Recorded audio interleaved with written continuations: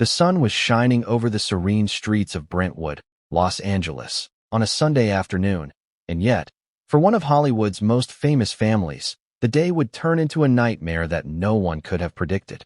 Rob Reiner, the legendary filmmaker, actor, and political activist, had spent decades shaping Hollywood and society with his powerful stories. His films inspired laughter, reflection, and at times, outrage. Beside him was Michelle Reiner, a talented photographer and producer who had carved her own legacy in the creative world. Their lives, on the surface, appeared flawless. A loving couple in their 70s, respected by colleagues, adored by fans, and living in one of LA's most affluent neighborhoods. But appearances can be deceiving. Before we continue, please hit the like button, subscribe to the channel, and turn on the notification bell for updates. By Sunday afternoon, their Brentwood estate became the epicenter of a tragedy that would shock Hollywood and the nation alike. The two were found dead inside their home, their lives violently taken in what authorities later confirmed as a stabbing. Within hours, suspicion turned toward a person nobody expected, their own son, Nick Reiner, 32. Arrested without incident that very night at a park near the University of Southern California, he now faced first-degree murder charges. The story that would unfold in the coming days, weeks, and months would raise questions about family, fame, mental health, and secrets hidden behind closed doors. Imagine, for a moment, a life so perfect that outsiders assume nothing could go wrong. Wealth, influence, a loving family, and connections that reach every corner of the entertainment industry. Now imagine that life crumbling in a single weekend. How could it happen? What led a son to allegedly commit an unthinkable act against the people who raised him? And more importantly, what did no one see coming? From the beginning, this case defied expectation. Neighbors in the affluent Brentwood area described the Reiner residence as peaceful and quiet. The kind of place where lawnmowers and laughter, not sirens, would dominate the Sunday afternoon soundscape. Yet, by the time law enforcement arrived, everything had changed. What would unfold in the investigation would shock the public, even those who had spent decades watching the Reiners navigate the highs and lows of Hollywood. Rob Reiner was no stranger to the public eye. He made his name as the director of some of the most memorable films of the late 20th century, including This Is Spinal Tap, The Princess Bride, and When Harry Met Sally. His work was celebrated for its wit, intelligence, and emotional resonance. Outside of his creative endeavors, he was a vocal political activist, unafraid to challenge authority and speak out against injustice. Michelle Reiner, his partner in life, shared the spotlight in quieter but equally significant ways. Her work as a photographer and producer earned respect across the entertainment industry, and her eye for detail helped document countless moments in Hollywood history. Together, they were seen as a power couple, a pair whose contributions to art, culture, and activism would be remembered long after their time. And yet, despite their accomplishments and influence, their personal lives were not immune to turmoil. The very nature of family is complicated, filled with tensions that often remain hidden from the outside world. Money, expectations, disappointment, and ambition can quietly corrode relationships, even among the most successful and seemingly happy families. In the Reiners' case, it would soon appear that beneath the veneer of wealth and respectability, fractures existed, fractures that had grown deeper over time and culminated in a night of unimaginable horror. As law enforcement worked the scene, questions arose that would dominate news coverage for weeks. How had this tragedy unfolded? Were there warning signs that the family, or even close friends, missed? And perhaps most chillingly, why would Nick Reiner, a 32-year-old son, allegedly turn on his parents in such a violent way? Authorities remained tight-lipped initially, releasing only sparse details to the public. But even those fragments were enough to fuel speculation, conspiracy theories, and widespread media frenzy. The timeline of events was particularly alarming. On Sunday afternoon, Rob and Michelle Reiner were found lifeless in their Brentwood home. Within hours, law enforcement had identified a suspect, and by nightfall, Nick Reiner was taken into custody at a park in downtown Los Angeles. He had been alone, unaware of the storm that was about to engulf his life. The swiftness of the investigation highlighted both the efficiency of the Los Angeles Police Department and the gravity of the evidence pointing toward Nick. Yet, despite the rapid arrest, the motive remained unclear, sparking debates about mental health, family dynamics, and the pressures of growing up in the shadow of Hollywood greatness. For the public, the shock was immediate and profound. Social media erupted with disbelief. Headlines screamed about betrayal, tragedy, and the fall of a legendary family. Colleagues and friends of the Reiners expressed horror and sorrow, many struggling to reconcile the image they had of Rob and Michelle with the grim reality emerging from the investigation. Fans, too, were left stunned. How could a family so admired, so seemingly normal, fall apart so completely? As the world grappled with the initial reports, certain patterns began to emerge. The Reiners had led lives that, while glamorous, were also intensely scrutinized. Every career decision, political stance, and social interaction had been observed, analyzed, and commented on. This external pressure can take a toll on families, particularly on children who grow up navigating both parental expectations and public visibility. Nick Reiner, the younger son, was no exception. Friends and acquaintances hinted at a complex personality, one shaped by the dual forces of privilege and expectation. Whether these factors played a role in the events that transpired would become a central question for investigators and the public alike. It is impossible to overstate the gravity of a son allegedly committing such a violent act against his own parents. It challenges every expectation about family loyalty, love, and protection. In this case, it also serves as a reminder that even the most successful, visible, and admired families are not immune to tragedy. The Reiner story would continue to unfold in ways that were both shocking and heartbreaking, revealing layers of complexity that the public could barely imagine. And yet, the narrative we have seen so far is only the beginning. The investigation, arrest, and initial media coverage are merely the opening chapter of a much larger story, one filled with secrets, hidden tensions, and revelations that will leave the world questioning everything it thought it knew about this family. What led Nick Reiner down this dark path? Were there warning signs missed by those closest to him? And how will Hollywood, a world built on image and perception, respond to this scandal that cuts to the heart of one of its own most famous families? Even as police worked to gather evidence and build a case, whispers and rumors began circulating. Was this a result of long-standing family discord? Did mental health issues play a role?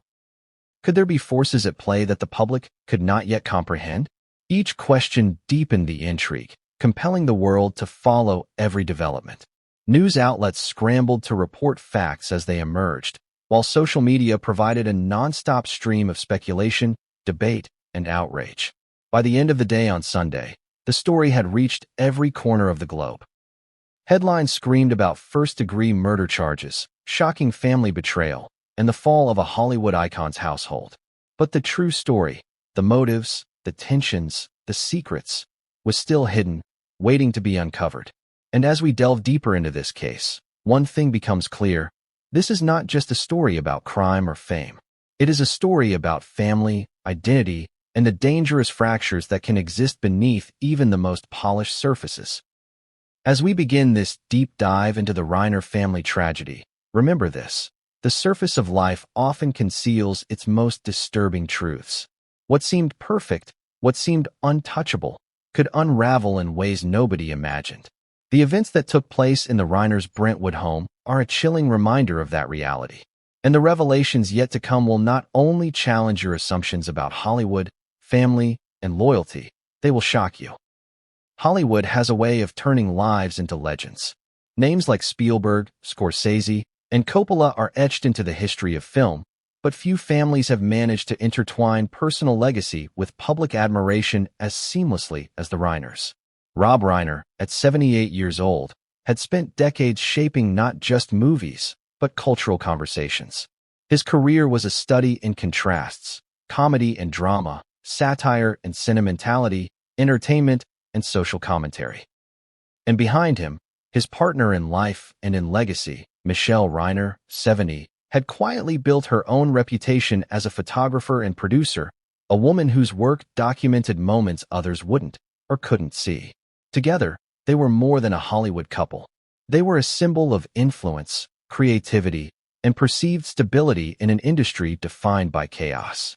But what does it truly mean to leave a legacy? For Rob, it was films that people still quote decades later, films that were clever, poignant, and culturally relevant. This is Spinal Tap wasn't just a comedy. It was a revolution in how Hollywood parroted itself. The Princess Bride wasn't just a fairy tale. It became an allegory for love, cunning, and courage. His work spanned genres, but there was a through line, a focus on human relationships, the tension between ideals and reality, and the humor that can arise from life's absurdities. Audiences adored him because he made them laugh, cry, and reflect, sometimes all within the same film. Meanwhile, Michelle's legacy was quieter but no less significant. As a photographer and producer, she captured stories that might have otherwise gone untold. Her lens focused not on glamour, but on humanity, on the behind-the-scenes realities of Hollywood and the moments that reveal character, vulnerability, and truth. Those who worked with her described a woman of immense patience, precision, and insight. She could see what others missed, and in doing so, preserved not just images, but memories. Together, Rob and Michelle created a household that seemed unshakable from the outside. Brentwood, one of Los Angeles's most affluent neighborhoods, provided the perfect backdrop. Manicured lawns, quiet streets, and the kind of privacy money can buy created an illusion of permanence and safety. It was the kind of home where a child could grow up surrounded by privilege, opportunity, and a sense of inevitability about their own future. The Reiners' friends and colleagues often marveled at their partnership, describing it as balanced, supportive, and creative. To the public, they seemed untouchable. Yet, as anyone who has studied Hollywood families can tell you, appearances are often deceiving. Behind the curated social media posts, the red carpet smiles, and the polite interviews, there are layers of tension, expectation, and pressure that few outsiders ever perceive. The Reiners were no exception. For decades, they navigated the dual realities of private life and public image, and like any family, they had their disputes, disagreements, and quiet resentments. Some of these tensions were inevitable, given their professional achievements and visibility. Others were the result of personal differences, sibling rivalries, and the challenges of parenting a child who grew up in an extraordinary environment. Nick Reiner, the youngest son, would later become the focus of this tragedy. Growing up as the child of two prominent figures comes with unique pressures. Expectations are high. Mistakes are magnified. Identity becomes a negotiation between personal desire and public perception. For a child in such an environment, even ordinary challenges can feel amplified. Friends described Nick as intelligent, charismatic, and capable, but also unpredictable and prone to withdrawing from family dynamics. Some who knew him hinted at growing tensions between him and his parents over choices, independence, and lifestyle. Others emphasized that he seemed like any other young man trying to navigate life in the shadow of celebrity, grappling with the universal questions of self-worth, identity, and belonging. What made the Reiner legacy so compelling was not just fame, but the contrast between public triumph and private complexity. Rob Reiner's films were celebrated for their insight into human behavior, yet his own household, like any family, had its imperfections. Michelle's eye for authenticity meant that even small cracks in relationships could not be ignored indefinitely. And yet, those cracks were never meant to become headlines. They were personal, private, solvable through conversation, compromise, or intervention. That these fissures would culminate in a Sunday afternoon tragedy is what makes this story so haunting. The Reiner legacy also extended beyond film and photography. Rob was a political activist whose voice was loud, principled, and influential. He spoke on issues ranging from voting rights to social justice, unafraid of criticism or backlash. He encouraged civic engagement, often involving his family in causes he believed in. This sense of responsibility, of legacy beyond entertainment, created an additional layer of expectation. In such households, children are not just heirs to wealth. They inherit responsibility, scrutiny, and a standard that can feel impossible to meet. For Nick, the weight of expectation may have been invisible to outsiders, yet ever present in his formative years. Michelle's role in the legacy was equally crucial, though less publicly visible. Her focus on documenting life, people, and truth created a counterbalance to Rob's performative activism and cinematic storytelling. She taught by example.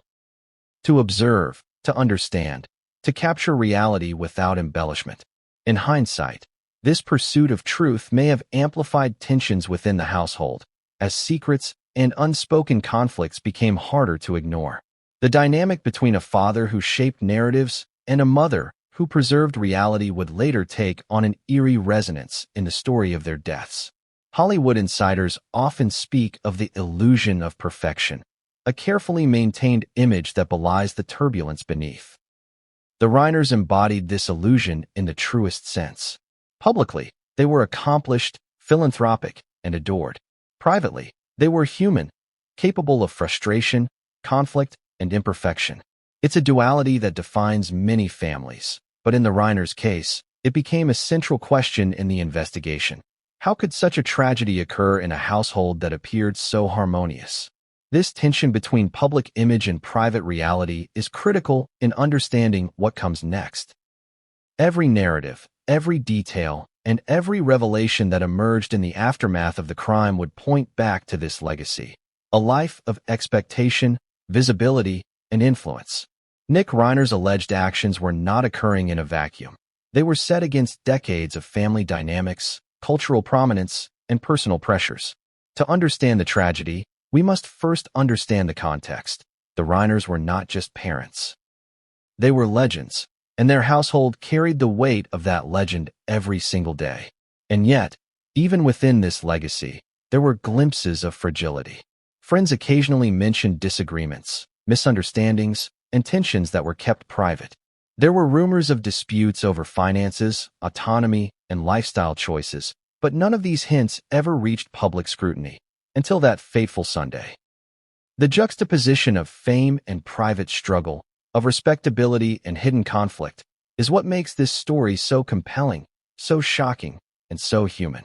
As we look closer at the Reiner household, it becomes clear that what was perceived as perfect was, in reality, precarious. The very elements that created their public legacy, achievement, influence, and prominence, also created pressure, tension, and isolation. And when tragedy struck, those very pressures became the lens through which investigators, media, and the public would examine every decision, every relationship, and every moment leading up to the crime. Rob and Michelle Reiner's legacy was one of creativity, influence, and impact, but it was also a legacy that included unspoken expectations and private challenges. And as the world would soon learn, the weight of that legacy played a role in a sequence of events that ended in horror. The story of their lives, careers, and family is intertwined with the story of their deaths, making this more than a tale of crime. It is a narrative about human complexity, the fragility of relationships, and the shadows that even the most public lives cannot escape. He was, by all appearances, just another son of Hollywood royalty. The younger child of Rob and Michelle Reiner, Nick Reiner grew up in the kind of environment that many would dream of. Wealth, opportunity, influence, and proximity to some of the world's most powerful cultural figures. Yet, as the tragic events of that Sunday would make chillingly clear, appearances can be deceiving. Who was Nick Reiner, really? And what drove him, allegedly, to commit an act so horrifying that it would shock not just his family, but the entire world? From an early age, Nick lived in a world few could imagine. The son of a filmmaker whose films defined generations, he attended schools that catered to Hollywood elites. He was introduced to the inner circles of the entertainment industry, rubbing shoulders with actors, producers, and political figures before many of his peers had even learned to drive. Friends describe him as bright, articulate, and capable of charm that could captivate even the most skeptical adult. But behind that charm lay complexities, contradictions, and a restlessness that would grow more pronounced as he entered adulthood. Growing up in a household dominated by fame and achievement is a peculiar experience. On the one hand, doors open effortlessly. On the other, expectations loom like shadows, sometimes impossible to escape. Nick was no stranger to these pressures. He carried the Reiner name, and with it, the unspoken assumption that he would uphold a legacy of success, creativity, and moral responsibility. That assumption is heavy. Even the most grounded children can feel crushed under its weight. And while Nick's early years seemed conventional, whispers from those close to the family suggest that tension between independence and expectation simmered beneath the surface. Academically, Nick was described as intelligent but occasionally disengaged. He attended schools in Los Angeles that offered rigorous programs and access to cultural and social enrichment. Teachers reportedly recognized his potential but also noted a streak of defiance, a subtle resistance to authority and structure. Some close to the family would later reflect that Nick had always seemed like a complex mix of ambition and uncertainty, confidence and self-doubt, charisma and withdrawal. It was a combination that, in hindsight, hinted at both promise and volatility. As Nick entered adulthood, his life became a balancing act between personal desires and the weight of his family name. He dabbled in business ventures, social events, and personal projects. Friends and acquaintances paint a picture of a young man who could be magnetic, funny, and engaging in one moment, and withdrawn, anxious, or combative in the next. Some speculated that living in the shadow of Rob Reiner's immense career and Michelle's artistic insight created internal pressures that were difficult to navigate. For every success, there was a whisper of inadequacy. For every affirmation, a comparison that could not be avoided. Socially, Nick maintained relationships that ranged from casual acquaintances in Hollywood circles to deeper, more personal friendships outside the limelight. Yet, those who knew him well sometimes mentioned a sense of detachment. He could be distant from family, resistant to guidance, and intensely private. Those tendencies, while not uncommon for young adults, became significant in the context of the tragedy that would later unfold. Friends recalled moments of tension, quiet arguments, and subtle warnings that, at the time, seemed like ordinary family disputes. None imagined they were glimpses of a storm that would erupt in violence. Mental health is often a hidden factor in family tragedies, and while official records remain private, close sources hinted at emotional turbulence.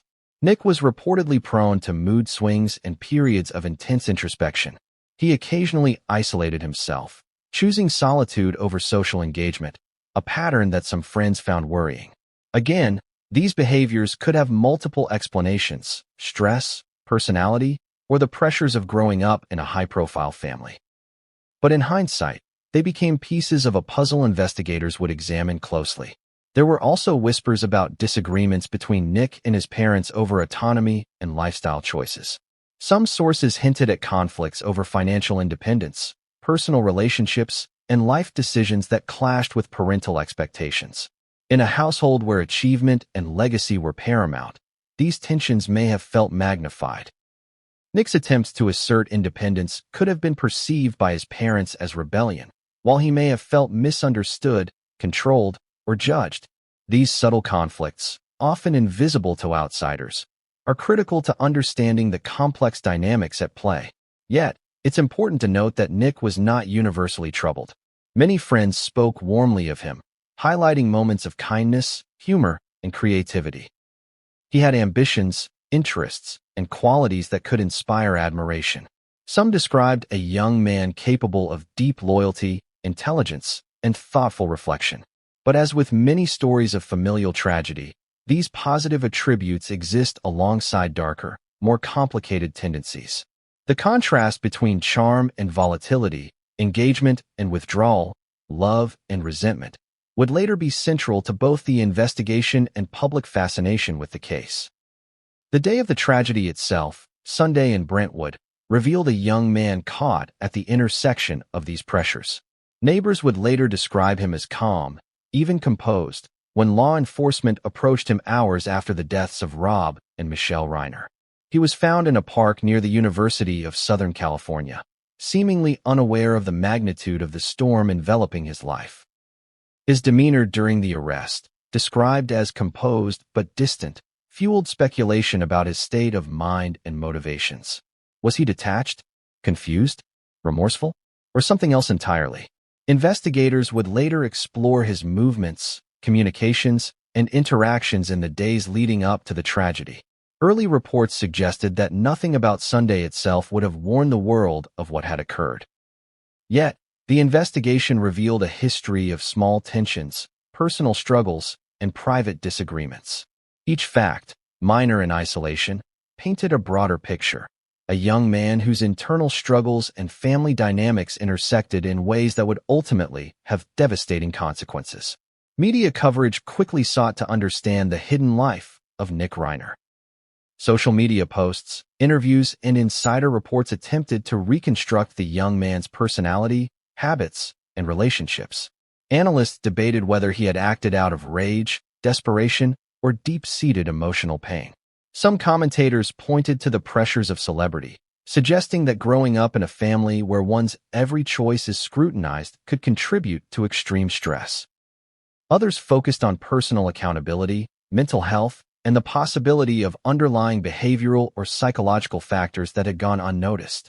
What emerges from examining Nick Reiner's hidden life is a paradox. He was both a product of privilege and a young man wrestling with human fragility. He had every opportunity to succeed, yet he carried burdens unseen by the public.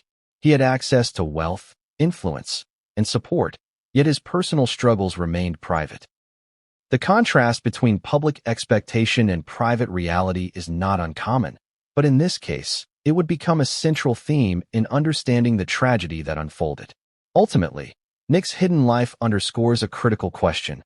How well can anyone truly know a person, even their own child? Friends and acquaintances offered fragments of insight, but the full picture of his emotional, psychological, and relational state would only be revealed through the painstaking work of investigation, testimony, and reflection. And as we delve further into the events of that Sunday and the days preceding it, it becomes clear that understanding Nick Reiner is not merely about cataloging facts. It is about grasping the pressures, contradictions, and unseen dynamics that can lead to unthinkable actions. The hidden life of Nick Reiner is a story of complexity, charm and detachment, ambition and conflict, loyalty and rebellion. It is a story that intersects with fame, legacy, and expectation in ways that few outsiders can truly comprehend. And it is a story that sets the stage for one of the most shocking tragedies Hollywood has witnessed in decades. Sunday in Brentwood began like any other day for a family whose name carried weight far beyond the city limits of Los Angeles. The streets were quiet, manicured lawns basking in the winter sun, and neighbors went about their routines without any sense of the chaos that was about to shatter the veneer of normalcy. For Rob and Michelle Reiner, the day was supposed to be ordinary, a mix of small household tasks, perhaps a call with friends, a quiet moment in the garden. But by the afternoon, their home would become the epicenter of a tragedy that would shock Hollywood and the nation. The sequence of events that unfolded that weekend is a blend of the mundane and the catastrophic. On the surface, there were no warnings. Neighbors reported seeing lights on inside the home, the front gate closed, no signs of struggle outside. Yet within those walls, the unimaginable had occurred. Rob and Michelle, both in the twilight years of their lives, had been violently taken from the world they had helped shape. And hours later, the son the world knew little about would be in police custody, arrested without incident just a few miles away. The timeline is critical to understanding the gravity of what happened. Investigators would later reconstruct the sequence of events with meticulous detail. It began, as all days do, with the rhythm of daily life. Breakfast, morning calls, household routines. Rob, known for his punctuality and meticulous attention to detail, was reportedly making plans for the week, discussing projects and meetings that reflected his continuing engagement with Hollywood and politics. Michelle, ever observant and precise, was attending to her own work, capturing details and maintaining records for her photography projects. At some point during the day, the dynamic within the house shifted in ways that remain largely speculative. Investigators and insiders have suggested that there may have been a confrontation, an argument or heated exchange, but the specifics remain unknown. What is known is that the afternoon ended with the Reiners fatally stabbed inside their home. The act itself is a stark, terrifying anomaly, a violent eruption within a family that appeared calm, composed, and loving. The question on everyone's mind became immediate and unavoidable. How could this happen, and why? The discovery of the bodies was almost cinematic in its suddenness. A neighbor or perhaps a family friend, noticing an unusual silence or absence, contacted authorities. Within hours, law enforcement arrived at the Brentwood estate, securing the perimeter, canvassing for witnesses, and beginning the painstaking process of evidence collection. The initial police reports were sparse, providing little beyond confirmation that Rob and Michelle Reiner had been found dead and that foul play was suspected. Yet the world, once the news broke, could not look away. Social media erupted almost immediately. Followers, fans, and casual observers flooded timelines with disbelief. Hollywood insiders scrambled to piece together what had happened, many recalling interactions with the Reiners in the days leading up to the tragedy. Friends described the couple as lively, engaged, and vibrant, qualities that made the reality of their deaths even more shocking. Online, the public began speculating, theorizing, and questioning how such a serene family could be at the center of a violent crime. Amidst the growing media frenzy, attention quickly turned to the most shocking possibility, that the perpetrator might be someone close to the family. Law enforcement, aware of this reality, moved with precision. Within hours, they identified Nick Reiner as a person of interest. The younger son of the couple, 32 years old, was located in a park near the University of Southern California.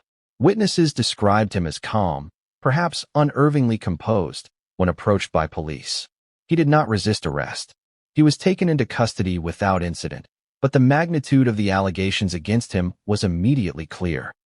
First-degree murder charges in the deaths of one's own parents is an extraordinary, almost unimaginable circumstance.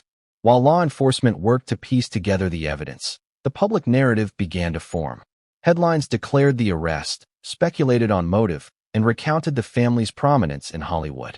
Commentators debated whether mental health issues, family tensions, or other pressures could have contributed to the alleged crime. Yet amid the speculation, the underlying question remained stark and terrifying. How does a family, seemingly ordinary in its Sunday routines, arrive at such a catastrophic end? The fateful weekend also highlighted the complexity of family dynamics in high-profile households. For the Reiners, public life had always been intertwined with private responsibility. Rob's films, activism, and public persona created a level of scrutiny few households experience. Michelle's career and careful documentation of life added another layer of oversight. Children raised in such environments often navigate the dual reality of privilege and pressure, and Nick was no exception. Those dynamics, combined with ordinary familial disputes, may have contributed to an environment in which tensions escalated beyond control. Neighbors, friends, and colleagues would later provide testimony about the family's interactions in the days leading up to Sunday. Some recalled subtle signs of strain, arguments overheard in passing, brief moments of tension, or uncharacteristic behavior by Nick. To most, these details seemed trivial at the time. Only in retrospect, after the tragedy, did they take on chilling significance. They formed a puzzle whose edges were only beginning to be understood. Investigators also considered the timeline of Nick's movements. Surveillance footage, phone records, and witness statements were scrutinized. He was reportedly seen leaving the family home hours before the bodies were discovered, walking through familiar streets with a composure that belied the horror unfolding inside the residence. Authorities pieced together these movements with care, trying to determine motive, intent, and opportunity. Each detail, each step, contributed to a picture that was as shocking as it was tragic. The psychological weight of such a weekend cannot be understated. For friends and family, disbelief and grief coexisted with the need to understand. How could someone with every advantage, every opportunity, and every resource allegedly commit such an act? For investigators, the challenge was methodical. Separate speculation from fact, motive from opportunity, and emotional response from evidentiary truth. For the public, the shock was immediate and all-consuming, fueled by both media coverage and the natural human fascination with family tragedy, celebrity, and betrayal. By evening, the Brentwood neighborhood had transformed. Streets that were quiet and serene in the morning were now filled with flashing lights, law enforcement vehicles, and a crowd of reporters capturing every movement. The Reiner estate, once a symbol of stability, creativity, and success, had become a locus of horror, curiosity, and intense scrutiny. The world was watching, and the narrative was still only beginning to take shape. The fateful weekend, in retrospect, marks a turning point. It was not just the moment of the crime itself, but the revelation that even families that seem perfect, even lives steeped in privilege and accomplishment, can conceal profound tensions. The Reiners tragedy is a sobering reminder that external appearances are not always reflective of internal reality. And in the hours and days following Sunday afternoon, investigators, media, and the public would uncover details that would challenge assumptions, provoke intense debate, and ultimately reveal a darker side of a family that had seemed untouchable. Even now, questions linger. Were there early signs that something was amiss? Could friends, neighbors, or even the parents themselves have foreseen the events of Sunday? And most importantly, what drove Nick Reiner to allegedly commit an act so horrifying? The answers to these questions would slowly emerge in the investigation, interviews, and media coverage. But the fateful weekend had already set the stage for one of the most shocking family tragedies Hollywood had ever witnessed. The Brentwood estate, a sprawling home nestled in one of Los Angeles's most exclusive neighborhoods, had always been a symbol of accomplishment and stability. Lush gardens, stately architecture, and the quiet hum of affluence gave the illusion of permanence. But on that fateful Sunday, the Reiner residence transformed into a scene of horror that would dominate headlines for weeks, if not months. The details of the crime scene were unsettling in ways that words can barely capture. Yet understanding them is essential to grasping the depth of this tragedy. When law enforcement first arrived, the scene was stark. There were no signs of forced entry. The front gate was intact, doors locked, windows unbroken. To the casual observer, nothing seemed out of the ordinary. Yet within the house, the unthinkable had occurred. Rob and Michelle Reiner had been found fatally stabbed, their lives violently ended in the home they had built together. Investigators immediately recognized that this was not a random crime. The nature of the attack, the lack of forced entry, and the positioning of the victims all pointed towards someone with intimate knowledge of the household, someone who had access, familiarity, and, tragically, a connection that went far deeper than any outsider. The forensic teams moved methodically, documenting every detail. Every piece of evidence, blood spatter, fingerprints, objects out of place, was meticulously cataloged. In a home so carefully maintained, the smallest anomaly stood out. Law enforcement noted areas of struggle, signs of a violent confrontation, and details that would later be crucial in building the case against Nick Reiner. The precision and thoroughness of the investigation underscored both the severity of the crime and the investigators' determination to leave no stone unturned. Neighbors and first responders described the atmosphere as surreal. Outside, the sun shone on manicured lawns, while inside, detectives worked in silence, piecing together the chaotic aftermath of a tragedy that seemed unimaginable. The juxtaposition of normalcy and violence created a tension that was palpable, even to those standing outside the gates. Reporters and onlookers tried to comprehend the inconceivable, a family so admired, so seemingly perfect, destroyed in a single afternoon. One of the most chilling aspects of the crime scene was the apparent proximity of the victims. Rob and Michelle, though victims of a brutal act, were found in areas of the home, suggesting a final attempt at communication or reconciliation. Some sources indicated that there were objects displaced in ways that hinted at a struggle, yet other areas of the home remained undisturbed. This dichotomy, violence intertwined with traces of domestic normalcy, would puzzle investigators and fuel speculation about what occurred in the moments leading up to the crime. Investigators also examined evidence suggesting the perpetrator had knowledge of the home's layout and routines. Certain doors, locks, and areas of the house were accessed in ways that indicated familiarity. Nothing was left to chance. The act appeared deliberate, informed, and intentional. These details, while technical, would later form the foundation of the prosecution's case.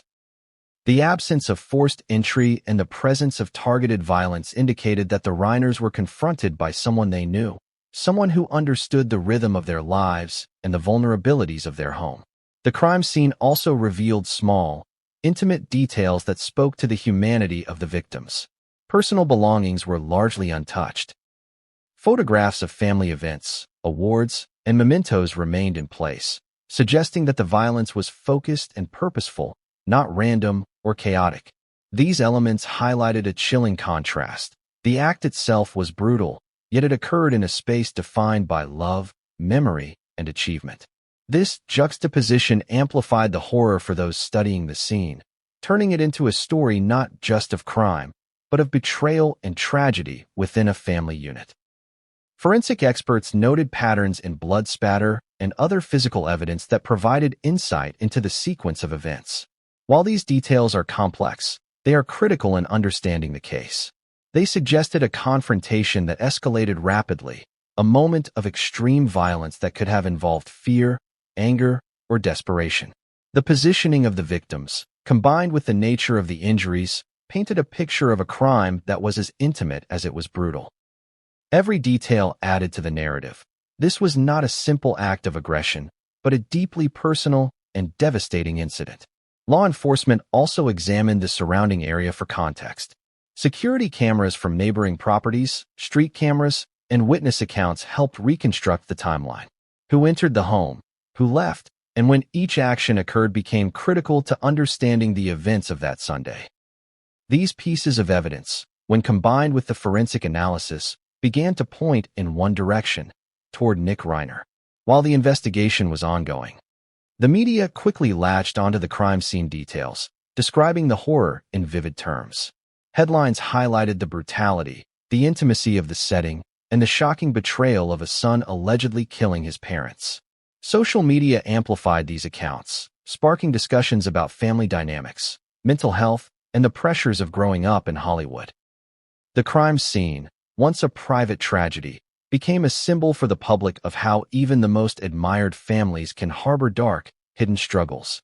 Psychologically, the crime scene sent a message about vulnerability and intimacy. This was a home, a sanctuary, where safety was presumed. Yet the act violated that sanctity in the most profound way possible. For investigators, the scene provided clues not only about the mechanics of the crime, but about the relationship between perpetrator and victims.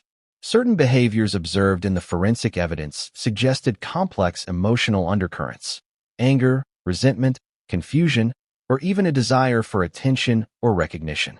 These insights would later inform both the investigation and the public's understanding of the tragedy. Perhaps most haunting were the small details that humanized the victims. A cup of coffee left on the counter, a photograph tilted on a shelf, personal items scattered in ways that spoke of normal daily routines abruptly interrupted. These elements reminded everyone observing that Rob and Michelle were not just public figures. They were parents, individuals, and human beings whose lives ended in a moment of violence. The juxtaposition of routine life and brutal death created a tension that gripped the public's attention and underscored the tragedy's emotional impact. The crime scene also revealed insights into Nick Reiner's potential mindset. Certain items, doors, and areas accessed suggested intent and planning. Investigators noted what appeared to be deliberate targeting, implying knowledge of the household and the victim's vulnerabilities. Yet the exact motive remained elusive, leaving a gap between the physical evidence and the psychological puzzle that the public, media, and law enforcement were desperate to understand. As the forensic analysis continued, detectives began piecing together a sequence of events that suggested both opportunity and knowledge.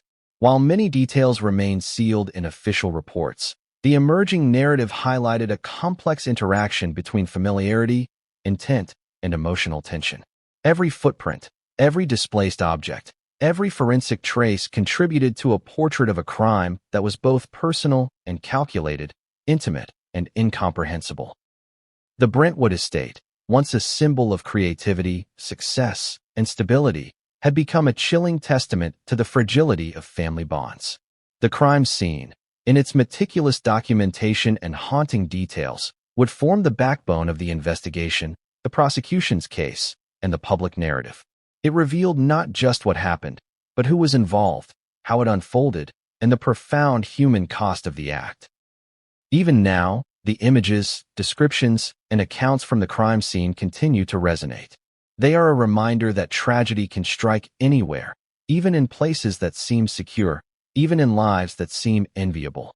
And as investigators would later confirm, the evidence pointed in one unavoidable direction, toward Nick Reiner, the son whose hidden struggles, tensions, and relationships had intersected in the most catastrophic way imaginable. By Sunday evening, the quiet streets of downtown Los Angeles were filled with flashing lights, murmurs of disbelief, and an eerie tension that seemed almost tangible. Hours earlier, the Brentwood estate had become the epicenter of a shocking tragedy, the stabbing deaths of Rob and Michelle Reiner, a Hollywood power couple whose lives and legacy had captivated generations. Now, attention shifted to a single figure. Nick Reiner, 32, the younger son, arrested without incident at a park near the University of Southern California. The arrest would become one of the most sensational developments in modern Hollywood crime history. The police operation was precise. Officers had been tracking Nick's movements in the aftermath of the discovery of the bodies. Surveillance footage, eyewitness accounts, and vehicle tracking all indicated his presence near the park in downtown LA. When officers approached him, they reported that he was calm, composed, and cooperative, an unsettling demeanor given the enormity of the charges he would soon face. He offered no resistance, no dramatic standoff, just a quiet, almost stoic compliance that would later become a focal point of speculation. How could someone allegedly responsible for such brutality appear so collected? From the moment of the arrest, law enforcement's approach was methodical. Officers secured the scene, conducted an initial interview, and began the process of transporting Nick to the LAPD headquarters. The operation was carefully choreographed to prevent media interference, ensure public safety, and maintain the integrity of evidence collection. Every step was executed with precision, yet even these procedural details could not diminish the public's fascination and horror. Hollywood royalty, the son of one of its most famous figures, was now a suspect in a first-degree double homicide. The world was watching. News of the arrest spread like wildfire. Social media timelines flooded with speculation, analysis, and outrage. Headlines screamed of betrayal, tragedy, and inconceivable family violence. Public reaction was immediate and visceral. Could it be true? Was Nick Reiner really capable of such an act? For many, the concept was unfathomable. The Reiners had always appeared like the ideal family, successful, stable, and admired. And yet, within hours, everything about that perception had been shattered. Law enforcement confirmed the charges, first-degree murder. The gravity of these charges cannot be overstated. First-degree murder is reserved for the most premeditated and deliberate acts of homicide. For a son to be accused of such a crime against his parents is extraordinarily rare, a situation that challenges both legal norms and human comprehension. In court documents and statements released to the media, investigators emphasized that the evidence gathered at the crime scene, combined with Nick's movements and access, pointed to him as the primary suspect. The meticulous nature of the investigation underscored the severity of the allegations. Witnesses to the arrest provided chilling accounts of Nick's demeanor. Some described him as calm to the point of eerie, while others noted a sense of detachment, as if he were observing events from a distance rather than experiencing them firsthand. This behavior would become a topic of intense speculation in the media. Psychologists, crime analysts, and legal experts debated the possible explanations: shock, dissociation, remorse, or even calculated composure. Each theory added layers to the narrative, keeping the public riveted and intensifying the sense of suspense surrounding the case. The arrest also marked a turning point in how the media covered the tragedy. Reporters, eager for details, focused not only on the crime itself but on the psychology, history, and personal background of Nick Reiner. They explored his upbringing, his relationships with his parents, and the pressures of growing up in the shadow of fame. Every detail was scrutinized. Friendships, social media activity, financial dealings, and past conflicts. The world was desperate to understand the why behind an act that seemed senseless and incomprehensible. Legal experts quickly weighed in on the implications of the arrest. First-degree murder charges suggest not only deliberate intent but also premeditation, a concept that added a disturbing dimension to the narrative. How long had investigators suspected Nick Were there warning signs in the days or weeks leading up to the incident? Could intervention have prevented the tragedy? These questions, though unanswered, dominated conversations across media platforms and fueled public fascination with every subsequent development in the case. Nick's legal status following the arrest was complex. He was held in custody, formally booked, and informed of his charges. Bail, if permitted, would be extraordinarily high, reflecting the severity of the alleged crime and the perceived flight risk. Investigators began the painstaking process of building a case, compiling evidence, witness statements, and forensic analysis. Every piece of information, from physical evidence to behavioral observation, would play a critical role in the legal proceedings to come. Family reactions to the arrest were immediate yet private. Friends close to the Reiners reported a mixture of grief, shock, and disbelief. The younger son, once just a figure in the family's story, had become the central character in a public tragedy. Those who knew the family described emotional turmoil that ranged from sorrow and heartbreak to confusion and anger. How could a son, allegedly, commit such an act against the very people who had nurtured him, protected him, and built a life around him? The public narrative quickly focused on the paradox of the arrest. Nick Reiner was both a product of privilege and an individual with personal struggles. Growing up in a household defined by achievement, scrutiny, and expectation can create pressure that is difficult to measure from the outside. Some analysts suggested that his upbringing, coupled with possible underlying mental health challenges, may have contributed to a psychological state in which rational decision-making was compromised. Others emphasized personal responsibility, noting that no amount of pressure justifies violence. The tension between explanation and accountability would define media coverage in the weeks following the arrest. Adding to the intrigue was the fact that the arrest itself had been almost uneventful. Nick's lack of resistance, his composed demeanor, and his willingness to comply with law enforcement made the situation all the more perplexing. Observers could not reconcile the alleged brutality of the act with the apparent calm of the suspect. Psychologists would later discuss possible reasons for this behavior, citing phenomena such as dissociation, shock, or a complex emotional state that blends detachment with awareness. Each theory heightened the public's curiosity, keeping audiences engaged and hungry for answers. Once in custody, Nick underwent standard booking procedures, including fingerprinting, photographing, and initial questioning. Legal representation would follow, as attorneys prepared for a high-profile case that promised to dominate headlines and courtrooms alike.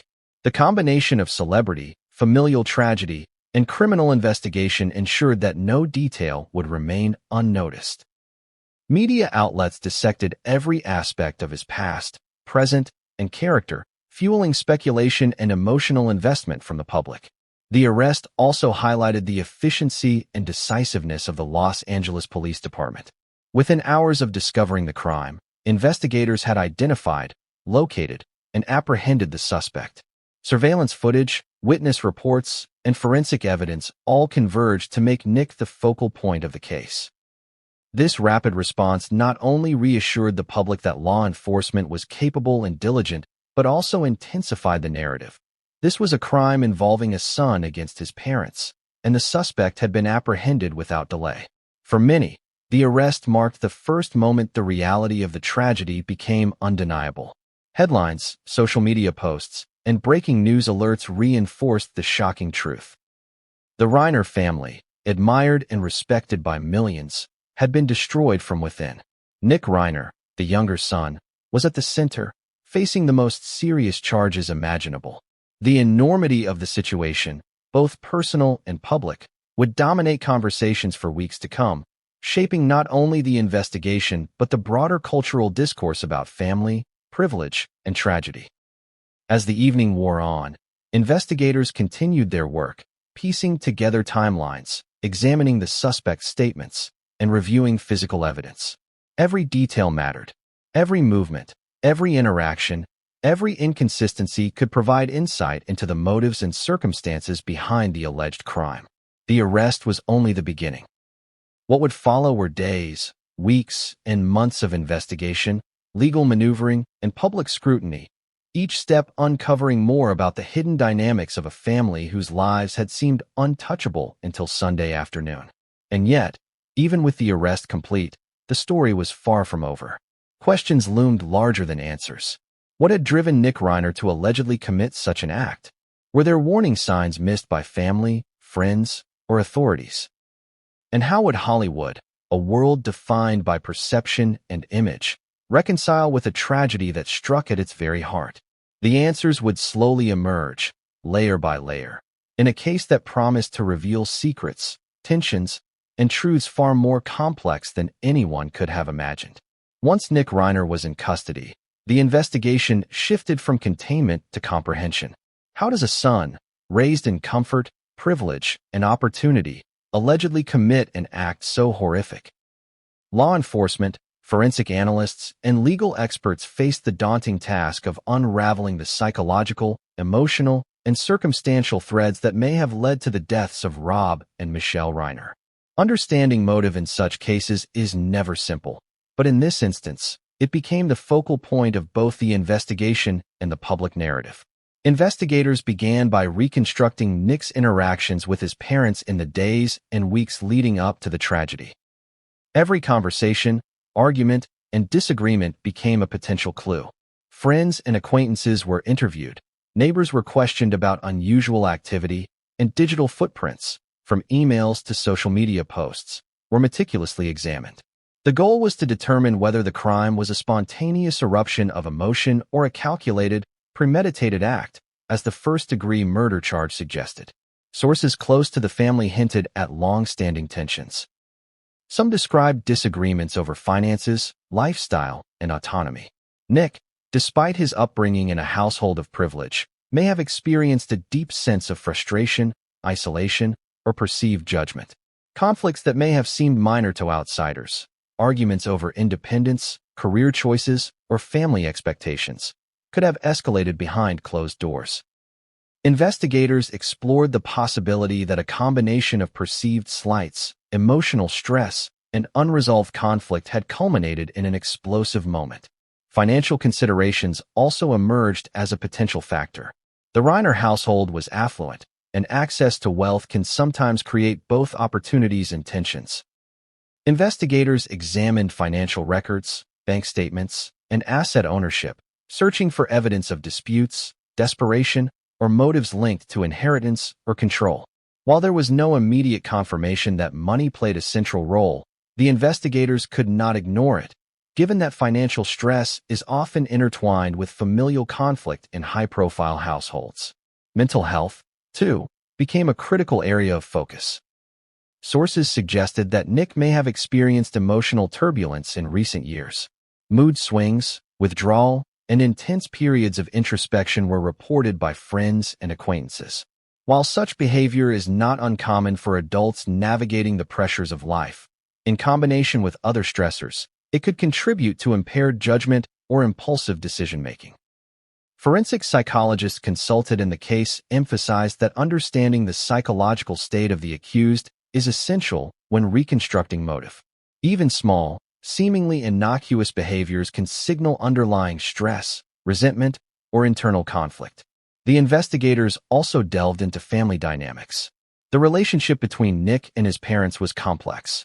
Rob Reiner, with his towering public presence, was both an inspiring figure and a source of implicit pressure.